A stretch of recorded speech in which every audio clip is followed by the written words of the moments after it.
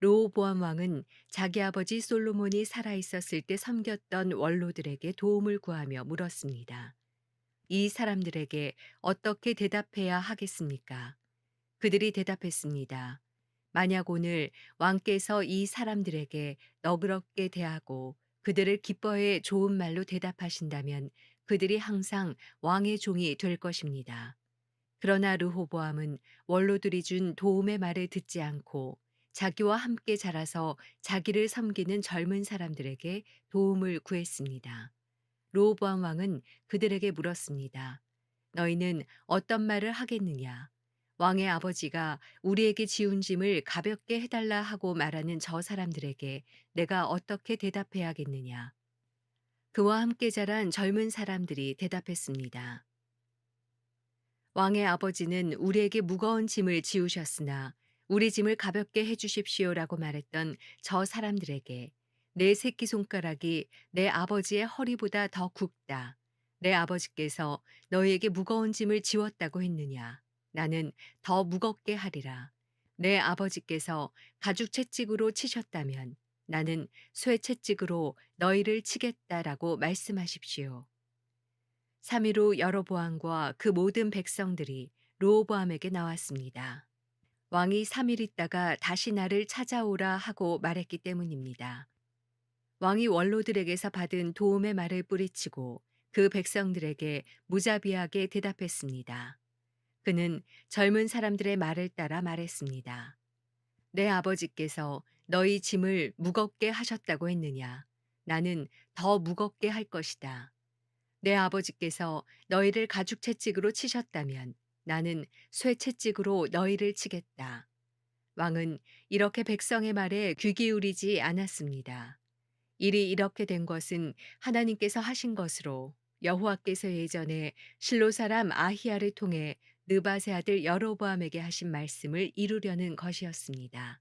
온 이스라엘은 왕이 그들의 말에 귀 기울이기를 거부했다는 말을 듣고 왕에게 대답했습니다. 우리가 다윗과 무슨 상관이 있는가? 이세 아들과 나눌 몫이 없다. 이스라엘아, 우리네 집으로나 돌아가자. 다윗아, 내 집안이나 돌보아라. 그러고 나서 그 이스라엘 사람들은 집으로 돌아갔습니다. 그러나 유다 성들에 살고 있던 이스라엘 백성들은 아직 르호보암의 다스림을 받았습니다. 르호보암 왕이 부역을 관리하고 있던 하도람을 이스라엘 백성에게 보냈지만 온 이스라엘은 그에게 돌을 던져 죽이고 말았습니다. 르호보암 왕은 서둘러 자기 전차를 타고 예루살렘으로 도망쳐 버렸습니다. 이렇게 이스라엘은 다윗의 집에 반역해 지금까지 이르렀습니다. 역대하 11장. 르호보암은 예루살렘에 도착하자 유다의 온 지방과 베냐민 지파를 불러 모았습니다. 용사들의 수는 18만 명이었습니다.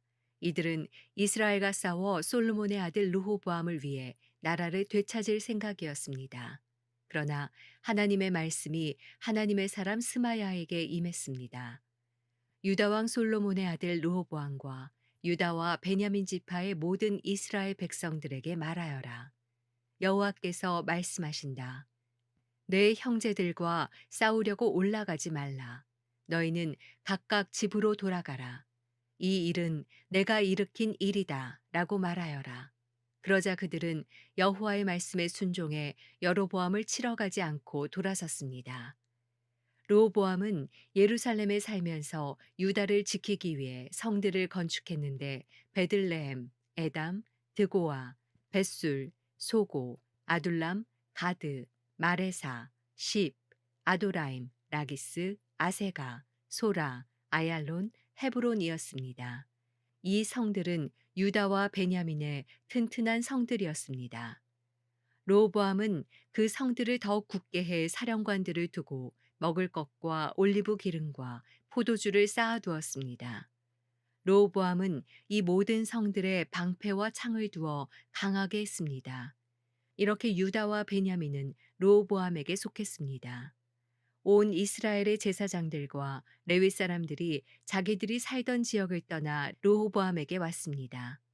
레위 사람들은 여로보암과 그 아들들이 여호와의 제사장들인 자기들을 버려 제사장의 일을 못하게 했기 때문에 자기 초지와 제산마저 버리고 유다와 예루살렘으로 오게 됐습니다.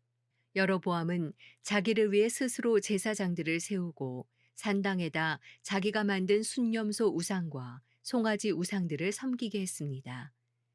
이스라엘의 모든 지파 가운데 이스라엘의 하나님 여호와를 찾기로 마음을 정한 사람들은 레위 사람들을 따라 예루살렘으로 와서 자기 조상들의 하나님인 여호와께 제사를 드렸습니다. 그들은 3년 동안 유다 왕국을 강하게 했고 솔로몬의 아들 르호보암을 강하게 했는데, 이는 3년 동안 그들이 다윗과 솔로몬을 본받아 살았기 때문입니다. 르호보암은 마할랏과 결혼했는데 마할랏은 다윗의 아들인 여리목과 이세 아들 엘리압의 딸 아비하일 사이에서 난 딸입니다. 마할랏은 그에게서 세 아들 여우스, 스마랴, 사함을 낳았습니다. 그 후 르호보암은 압살롬의 딸 마아가와 결혼했고 그는 아비야, 앗대, 시사, 슬로밋을 낳았습니다.